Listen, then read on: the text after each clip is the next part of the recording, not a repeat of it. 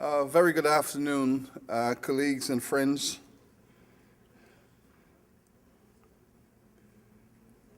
This morning, it truly was a privilege indeed to be a part of that conversation that focused on issues of the size of nations and the economic structures of nations and how these relate to the performance cultures of athletes. Also, the extent to which we are discerning very clear trends in the world of sport, some of which are disturbing to all of us in the areas of governance. I wish to say, and by way of repeating myself, that Caribbean civilization is very rich indeed in both its commitment to sport as well as in the competitive performance of sport. In fact, we can argue, I believe, that sport culture is an intrinsic part of Caribbean civilization. In the Caribbean, I believe our spokespersons have had what we call the audacity of hope in respect of participating in the global world of sport, and the desire to be competitive and to be efficient and to operate within the moral parameters of sport and cultures have been very steadfast in the Caribbean indeed. I believe that Caribbean nations, small as they are rich in talent, a mind of ability. I believe that these nations have made a phenomenal contribution to the world of sport. This is not to suggest that we wish to be triumphant about it. It's merely to ask the question, why is it that Caribbean peoples have dedicated so much of their energy and time to sport, to the performance of sport, and why is it that they have yielded significant results in their endeavors? It is undoubtedly a tradition of excellence. And for small nations, just 50 years into the development of their sovereignty and their nationhood, this performance is indeed quite phenomenal.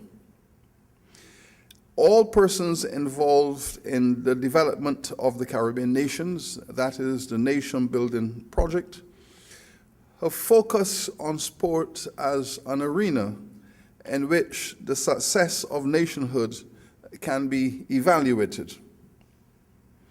There are many disciplines in which Caribbean societies have had a distinguished record.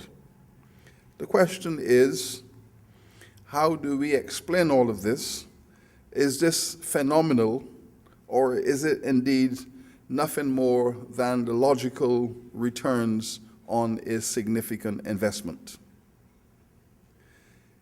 Some sports, of course, are more significant than others, but it's possible to argue that Caribbean societies have made their greatest cultural investments in the area of sport, more so than in any other area of cultural expression. This, I think, can be explained, but I do believe that the results that have been attained can be explained in terms of the persistence of that cultural investment. The explanation, of course, can be superficial, or we can delve deeply into the historical record to find an explanation for the Caribbean attachment to sport. My tendency is naturally to historicize everything and to seek explanations for everything within an historical framework. And to do this, I would just begin by drawing a correlation between what I call the gold mine of sport in the Caribbean and the mentality associated with that sport. So the mind and the mind. Well, let us look at what is, first of all, the Caribbean. The Caribbean is arguably the world's first global village. It is arguably the world's most intensified multicultural, multi-ethnic civilization. Through that adventure, Europe and Africa and the Americas, and then later on Asia, were brought into focus within the Caribbean context, and this is what the Caribbean is: a vortex, a crossroads of all of these cultures and civilizations brought competitively into this space. It was, of course, a space that was associated with crimes against humanity, such as slavery and slave trading, the extermination of the native people. All of these war crimes and other crimes against humanity were a part of Caribbean civilization, and as a result, Caribbean peoples have evolved with a fierce, competitive attitude and mentality. That fierce mentality has to do with a search for justice, a search for freedom, a search for equality, and a search for sovereignty. And these values have constituted the Caribbean mental construct. It is this construct that has produced the sport and culture. It is this construct that drives sport and performance, and critically, a desire to participate in the world. The Caribbean is an externally oriented culture. It was formatted in this way, and it remains this way. It is an externally driven civilization. It looks to the world. It is of the world. It is the world condensed in a small place. From that perspective, then, performing on the world stage is endemic to the making of what is Caribbean. I know many people have enjoyed movies such as The Pirates of the Caribbean and have a good time. And all of that speaks to the fact that it was a moment in time when the world focused on the Caribbean because it was the richest world economy in the 17th and 18th centuries. So it was a place where if you wanted to make a fortune, you go. It was a place if you wanted to establish prestige as a nation, you go. The European nations fought over the Caribbean for 200 years. It was a zone of war and commercial success. All of us in school read of every war that was fought in this region over it. And the global powers of the world fought for this place because it was significant in terms of its richness, not only its material wealth, but also the human wealth constituted in the people themselves. So that is really the background to what is this Caribbean and what is this mentality that drives the people forward, who insists upon having a space of respect in the global world. It has been classified as developing. It has been classified as third world. There are many economic classifications of this space. But those economic classifications do not correspond with the mental construct. They are just fiscal imbalances. In the Caribbean, there is a mentality which says, we have long been global, we have long been a part of the world order, and we will insist on having a respected place in that world. How do we explain sport then within this context? Let us look at some of the phases in the development of Caribbean sport. One can argue that before the Usain Bolt explosion upon the world, Caribbean sport was associated with the external development of our natural resources. The sport and culture was consistent with the commercial culture, the agricultural system, the mining culture and tourism. It was an extractive economy. The Caribbean economy was built around the extraction of raw materials, which were then exported elsewhere for refinement. And so we exported raw sugar and we imported refined sugar. We exported our bauxite and we imported aluminum. We exported our raw oil and we imported petrochemical products. That is how the Caribbean economy was built. The imperial nations that took control of this Caribbean world developed a philosophy which said that the role and purpose of the Caribbean is to export its raw materials. Those raw materials are to be refined in the metropoles, in the developed countries, and the Caribbean world was then to import the finished products. Thus, it was with our athletes. We exported our sporting talent. They went to North America, they went to Europe, they entered into universities, they entered into training programs, they entered into academies, and some of them returned, most did not, but that was the tradition out of which our sporting economy worked.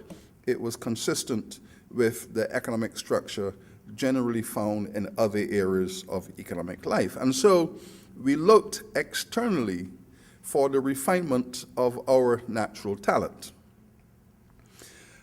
The Usain Bolt phenomena, however, represents an attempt to turn that paradigm around, to suggest that there can be indigenous solutions, indigenous methodologies that will transport our raw materials into indigenous commodities. He is a part of that. He is an icon of a new developing model. To observe him in action and to observe those around him is to see this paradigm in action. I have had the pleasure of spending time around him with his coaches at the University of the West Indies in Jamaica, watching all of his operations, his strategies, and the consciousness within his camp, the political consciousness is extremely stark and developed. That whatever we do, whatever we achieve, it must be seen as an indigenous Caribbean innovation. Whatever are our techniques of success, they must be seen as Caribbean innovation. They must be seen as emerging out of a Caribbean consciousness, out of a Caribbean mind, out of a Caribbean strategic response to its own problems. Now, that represents a political philosophy that is, of course, necessary for the 21st century, because it's a philosophy that speaks to the issue of sovereignty and of self-reliance. Every civilization seeks to be self-reliant. This is how civilizations sustain themselves through time, by focusing upon self-reliance, finding strategic solutions to your problems, analyzing your environment, and acting appropriately. And so the Bolt phenomena represents the emergence of a new Caribbean paradigm, which has to be understood against the background of the traditions of external refinement. Now, we have seen how some of this has worked out, especially in the Olympic arena, where, is Dr. Moses still here? Where we now see there is this thing called the Caribbean-American rivalry, where the Caribbean athletes who are homegrown and who are home-developed are now seen in the area of track as having this conflict with the American-based sportsmen and sportswomen, because we're now seeing that the paradigm has shifted, because the Caribbean sportsmen historically were a part of the North American paradigm. Now we're seeing two different domesticities at work, and of course we see this as friendly rivalry. But identity is critical in all of this. You may recall that in the famous Ben Johnson moment, at the height of his success, he was Canadian. When things went wrong, he was Jamaican. We saw the movement of his identity through many stages where ultimately he found his roots back in Jamaica. Now, that is interesting because I do not have all of the data with me, but you may recall that Ben Johnson famous 100-meter, more than half of the athletes in that race were from the Caribbean, either directly or indirectly through the diaspora representing Britain and other countries. Now, that race in itself ought to be analyzed from the point of view of a Caribbean emergence.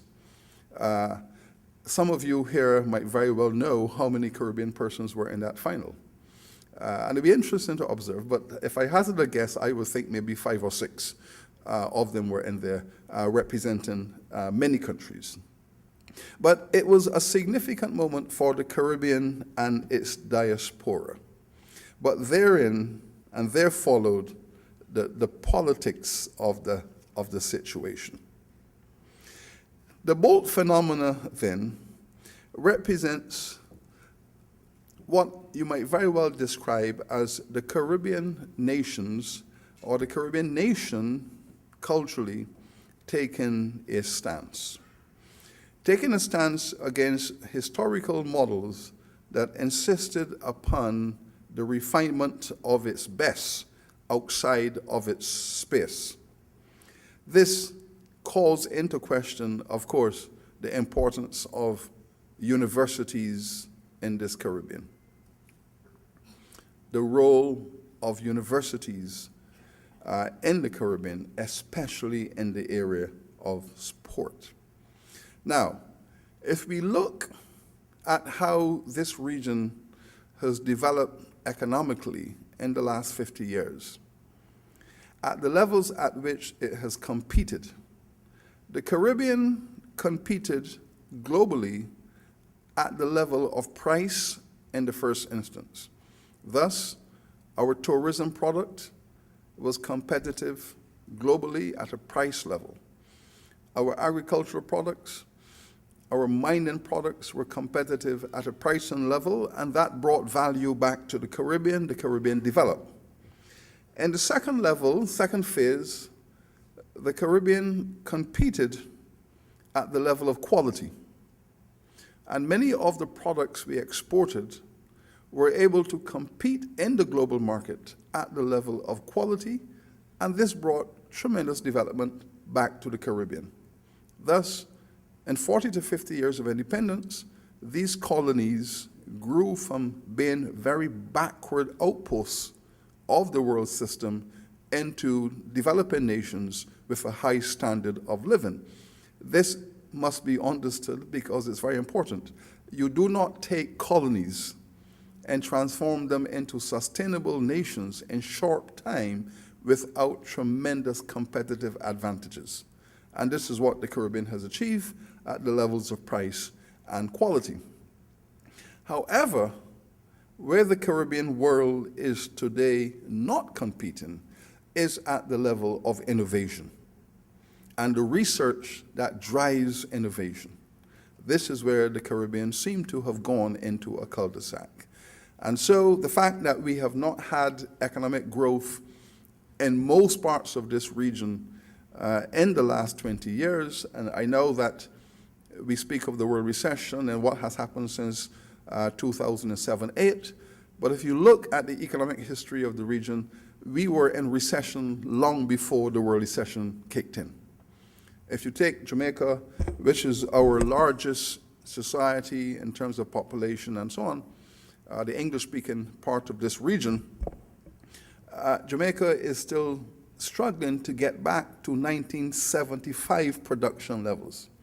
That is, in 1975, the Jamaican economy was generating more productive value than it is today, and that's almost 30 years. Long in recession, the structural problems, and we have seen this also in many societies. And it is because we have not been able to innovate, that is, to apply the science, the technology, and the research to what we do in order to compete at the level of quality and price. These are things that economists speak about on a day-to-day basis now. We shift to sport, and then you see that in the case of the Usain Bolt enterprise, this represents an attempt to confront this and to show the way forward. That he is running his enterprise within the context of a university system. His handlers and those who are providing his technical expertise are within the university environment. And the University of the West Indies and the University of Technology in Jamaica have provided him not only with an enabling environment, but with the resources to allow him to find solutions to the challenges that he has faced. This is a classic case of how innovation and research can take place in order to give the Caribbean a competitive advantage. Now, to understand that then is to realize that sport is a symbol, therefore, of what we desire in many other areas. And once again, sport is providing the leadership in this world, in this Caribbean world, about what is required in order to have sustainable development. Let us take, for example, the contrasting analysis. What has happened to another sport, the area of cricket? And you look at that and you contrast with athletics. The West Indies came together as one cricket team in 1884. The West Indies cricket team was first established in 1884 and had its first international encounter in 1886. In 1886, the West Indies cricket team went on tour to Canada and to the USA. In this hemisphere, the American cricket team was ranked number 1, the Canadian cricket team was ranked number 2, and the West Indies cricket team was ranked number 3. So we were the underdogs and went on tour and did not too badly, but we didn't impress. We were not given international status in this sport until 1928. So we had a 40-year apprenticeship in the international arena seeking credibility. We did not achieve world-class standing until arguably 1950. So it took us close to 70 years of international effort to reach to the top. And the 1951 tour to Australia was classified as a world championship. We had defeated India, we had defeated, well, India, large population, we had defeated England for the first time, and now we were challenging the Australians for world dominance. Of course, we were thrashed and went right back down to the bottom. We emerged again in the 70s. And by the end of the 70s and early 80s, the West Indies cricket team was now undoubtedly the number 1 cricket team in the world. And it took 100 years to achieve that. 100 years of international competition to become the dominant team in the world. Now, most people in the Caribbean do not know this. They just take it for granted as if the West Indies cricket team was always great. And we were born great, and we just dropped from the sky great. And you say, well, hold on a second. This thing we call greatness and dominance, it was 100 painful years to achieve it. Then that changes the interpretation. Now, the West Indies cricket team dominated the world for 20 years. For 20 years, it dominated world cricket. Then it crashed. And it crashed in the mid-1990s from 95, 96, 97, and now we are close not necessarily to the bottom, but we are fighting for bottom place. Now, and we have been fighting for a bottom place, or to remove ourselves from the bottom place, now for 20 years. So for 20 years, we have been at the bottom of a sport which we dominated for 20 years, and which took 100 years of trial to achieve. All Caribbean citizens are now thinking and wondering what will be required to get us out of this rut. The British cricket team went through a similar experience in the 70s and 80s. And I remember having a conversation with the British Prime Minister at the time, John Major, and I said to him, I am very worried about the future of British cricket. Britain had dominated cricket for many, many decades, and suddenly, from the 1970s, it plummeted and occupied the bottom for close to 30 years. And I'm worried about it because you would go to a cricket match in England and you would see an empty stadium. A stadium that would accommodate 20,000, 30,000 people, there were 300. The British walked away from their cricket, their international cricket. The British Prime Minister made a very interesting statement. He said, the roots of cricket in English culture and civilization are very deep. And all that is required is a little rain.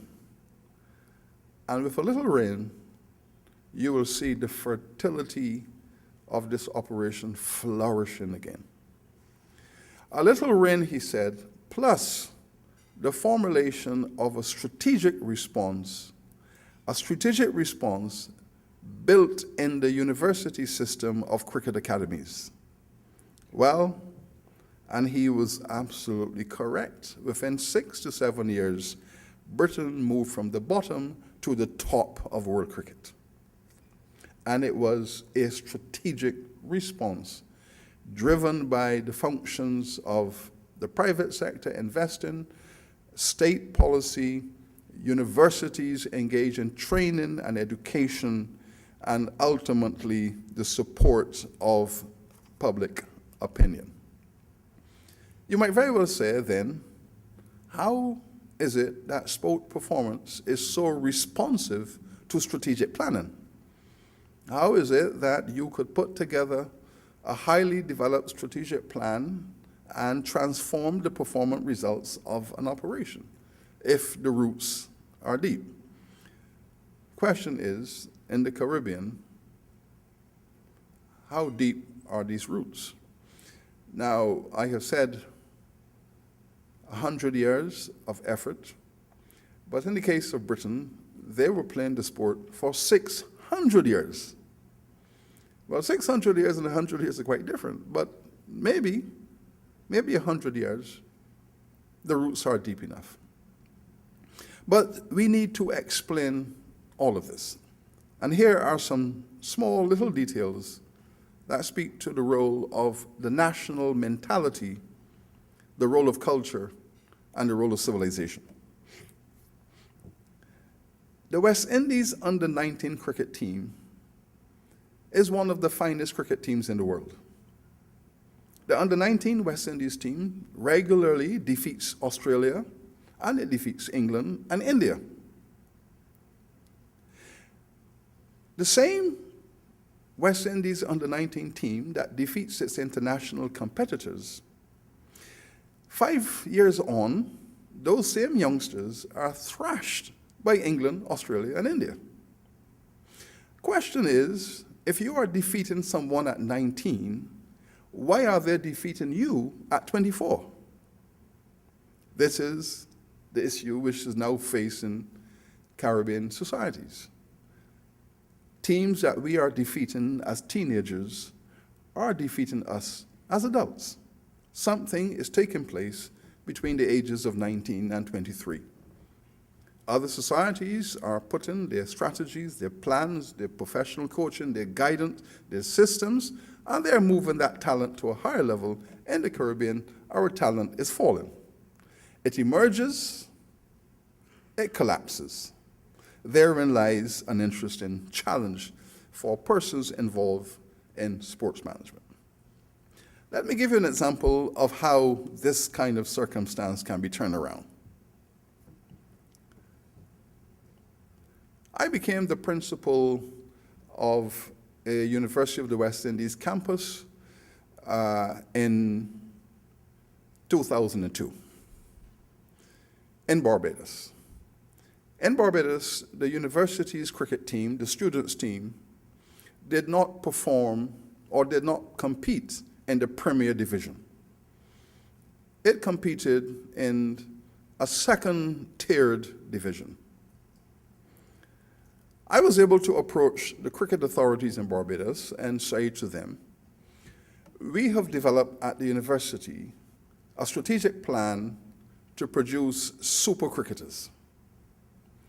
And we would like you to allow us to play in the Premier League on a trial basis. We have not earned the right to be there. Just treat us as a development project.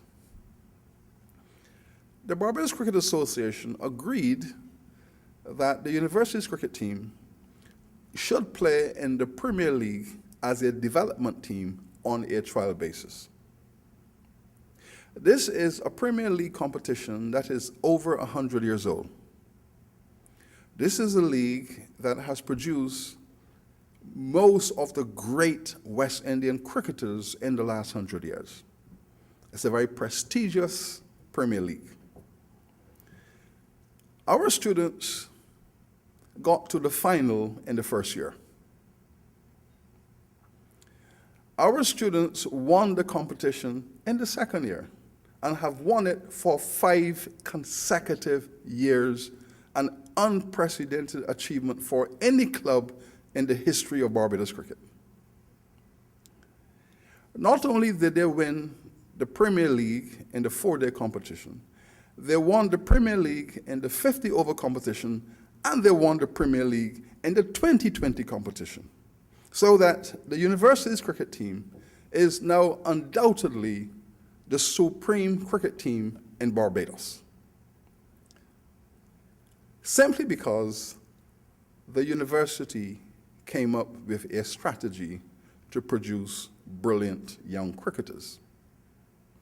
And for those of you who watch the West Indies Cricket World Cup, you are not to be surprised that a university student from this campus, young Jason Holder, who is a second-year economics student, was appointed the captain of the West Indies cricket team in Australia in the World Cup. That was just the final layer of this strategic plan. Why were we able to innovate, to demonstrate how this could be done? We believe in the importance of ethics and values in sport and development. We believe in professional training and a scientific understanding of professional training. We believe that sport is best performed at the level of excellence when sportsmen and sportswomen are playing for objectives beyond themselves, representing their communities, their nations, and critically, the finest values of the sport. And we believe that if you combine these ethical and professional characteristics within the context of respect and love of the sport, and if we combine that with a scientific understanding of how sport is performed, that natural talent can be nurtured all the way to professional success. And this is what we were able to demonstrate almost in a laboratory context as a project. This is a project, I believe, that can be emulated in many other areas. Other countries in the world have done this. Other nations have done this. So while we have good reasons to be concerned about despair in the cricket environment, at least now we know that it is possible to fix it. That it's possible to come up with an indigenous strategy based upon the historical analysis to fix these specific issues. We have named the sport complex at the University of the West Indies in Barbados the Usain Bolt Sports Complex. And I wish to speak now about the Caribbean. Many people in Barbados argued that the finest stadium on the island, which is at the university, should not be named after a Jamaican. This is Barbados, it's Barbados resources, and we should celebrate a Barbados athlete. The university responded by saying, this is not the University of Barbados, this is the University of the West Indies, and that we are West Indians, and that Barbados is just a community in a nation called the West Indies, and that we are clear that these islands are not nations, but communities within a wider Caribbean nation. This is how we look at it as academics. Of course, the political reality is otherwise. But what you're seeing is an academic community imposing its own narrative upon a space which differs from the view which is formulated in the political space. And that is fine. It is fine. It is fine that academics and political leaders should have a different view about what is a nation and what is sovereignty. In the Usain Bolt Stadium, we propose to replicate in the area of athletics what we have done in the area of cricket. And I can assure you that in the next couple of years, you are going to see many distinguished athletes on the world stage emerging out of the Usain Bolt Stadium in Barbados. The reason why we are confident is that we do not believe in the accidents of nature. We believe in the application of cultural practices, intellectual traditions with scientific engagement. And this is what universities, I guess, have been established to do. So I conclude then with this observation. Our cricket culture fell from a global position of prestige and leadership to a lowly status where our persistence and even our integrity is being questioned. It has to do, in my judgment, with the fact that in the area of cricket, our athletes have detached themselves from the source of their energy, which is the community. And in detaching themselves from the emotional bonds of community, they now exist in an arid space. And that arid space does not fertilize excellence. It may very well sustain professional competence, but the search for excellence is driven by something greater than commercial success. And that is, in my judgment, what has happened.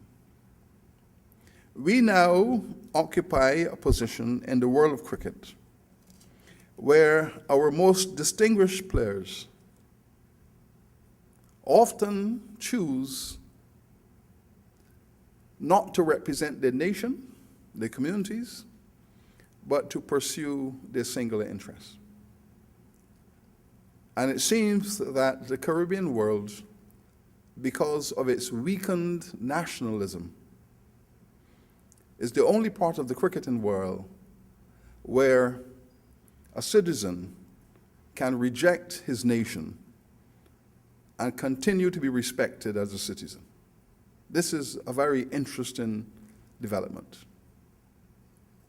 It could not happen, I would venture to argue, it would not happen in England, in Australia, in India, in Pakistan, in New Zealand, South Africa, where a sportsman is called to represent his society and says no because he has other commercial engagements. And I believe that what we intend to do, what we are doing, what we have demonstrated within the university environment is to reconstitute those variables into a coherent level of consciousness that can be acted upon in the pursuit of respect for sport, love of sport, love of excellence in sports, and performance success. I thank you.